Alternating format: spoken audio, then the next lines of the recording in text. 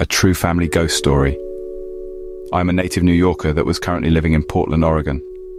My son Ryan had just been born in 1984 when my brother-in-law Ricky called me to congratulate me on his birth and tell me that he was proud of me. This was my second child, and he thought I was just doing great.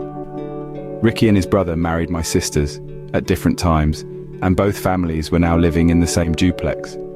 2 weeks after I talked to him, Ricky was off this night and he was going to a party. A much-deserved break from working his main job hard, and his second job was a drummer in a band. He was so talented.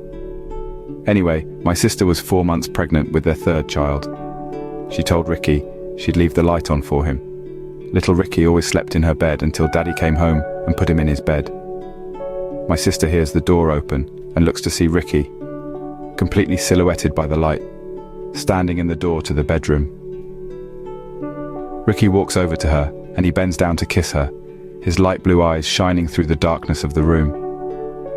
He reaches over, lifts little Ricky up, and she watches him walk out of the room with him. When she rolls back over, she sees it is midnight. She feels him get in bed. After 2 in the morning, there is furious knocking on her door downstairs. It is unrelenting. Finally, she gets up and answers the door, and is rushed by her father-in-law and 2 NY state troopers.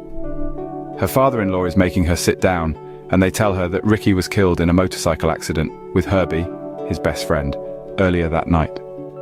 She tells them that's impossible, as Ricky came home at midnight and put little Ricky in bed. She saw him. He kissed her. Then she felt him get in bed after putting their son to bed. So both her father-in-law and the cops are freaked out because there is another brother that lives next door who does take his brother's motorcycle out from time to time, but he has already left for his bakery delivery job. There's confusion. Could it be him instead? They have the wrong brother ID. Then she says, "I'll go get him." She goes upstairs and he is not in their bed, so she starts turning on all the lights in all the rooms, running around screaming for him. She even went into the basement looking for him, to no avail. During this time, the cops clarify that the other brother is in fact at work and alive.